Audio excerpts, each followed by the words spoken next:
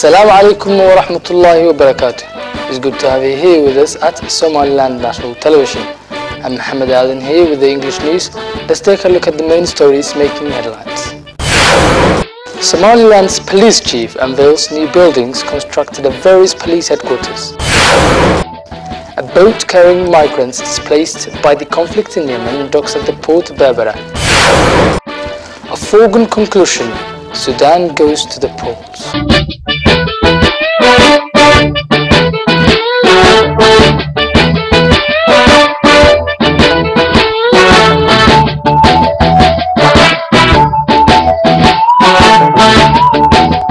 The Somaliland Police Chief Tue-14-April-2015, accompanied by other police officers and commanders, unveiled developmental projects implemented at various districts in Hargeisa and laid the foundation stone for several other projects due to be implemented soon. The police chief Tue-14-April-2015 unveiled new buildings constructed at Qurader police station and other police headquarters in Mohammed Haiba district. The development committee of Mohammed Moga district, which implemented the construction project, received compliments for the commendable efforts being undertaken in culminating these developmental projects. Tue-14-April-2015, speaking at the unveiling event, he stated that the Somaliland police is exerting numerous efforts in ensuring to reach progress on a number of key areas, including security. The police chief highlighted the progress made in constructing new buildings to expand several police stations in Hargeisa to further strengthen security and increase delivery of public services. Other keynote speakers at the event commended the collective efforts of the Somaliland police and the development committees of the districts in Hargeisa. Vice Minister of Health Hassan Dair Dembil, speaking to SLN TV reporters, informed about measles cases reported in some regions of Somaliland and pledged to take urgent steps in containing the spread of the disease among the rural population. The Vice Minister of Health, accompanied by other ministerial officials, discussed the ongoing precautionary steps aimed to be taken to ensure that the disease can be contained. It's the first time in several years to report measles cases in the Somaliland regions, and now few cases have been reported, which the Ministry of Health is trying to contain to prevent its spread.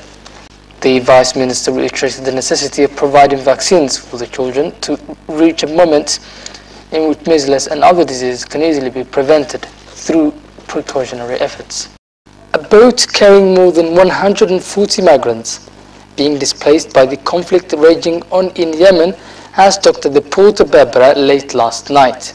According to the authorities of Berbera and Sahel region, most of these migrants are Somalis, while the rest are Yemenis who fled from the war-ravaged areas in Yemen. The port authorities have confirmed that more than 140 people on a boat arrived at the port of Berbera last night, most of whom were of Somaliland and Somalia origins, accompanied by Yemeni refugees who were displaced by the war raging in some parts of their respective nation, Yemen. The manager of the port of Berbera, Ali Mohammed Hurhur, speaking to SLN TV, states that this group of refugees is one of so many who reached the port from Yemen throughout the recent weeks, fleeing from the war between Houthi rebels and militias loyal to the Yemeni government ongoing in southern parts of Yemen. The Mayor of Berbera, Abdi Shakur Idin, and the Governor of Sahel region, Fahmi Abdi Bidar, also spoke to SLN TV, pledging urgent assistance for the refugees who are in need of resettlement, food and medical aid. A local Islamic awareness committee issued a statement in which they've bolstered support for the execution of several people convicted of murder. On the other hand, the residents of the capital welcomed the move. The Islamic scholars stated that it is important to implement justice and to translate court statements into action, which can safeguard the country's security as well as that of individual citizens. They welcomed the move taken to execute several people who were found guilty of murder, following a fair trial by courts. Meanwhile, the residents in the capital of Somaliland, Hargeisa, have welcomed the move, which is the first of its kind since the current administration came to power. You're still watching the English news on Somaliland National Television, the first Somali-speaking channel with an English news, and now for the main international headlines in detail.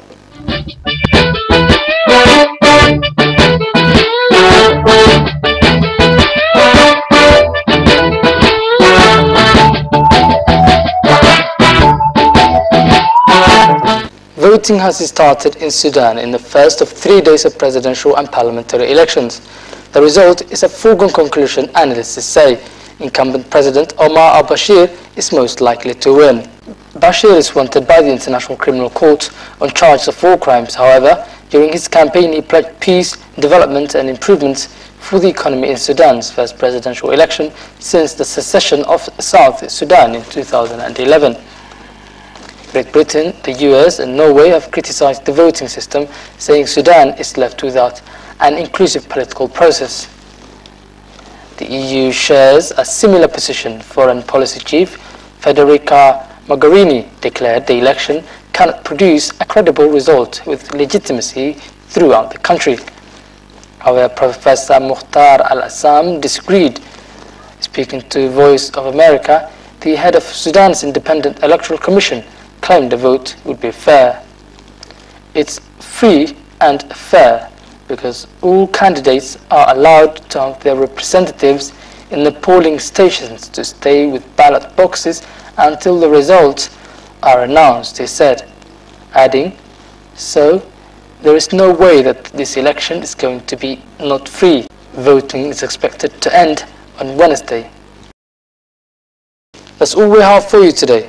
Thank you for joining us. Catch us at the same time tomorrow.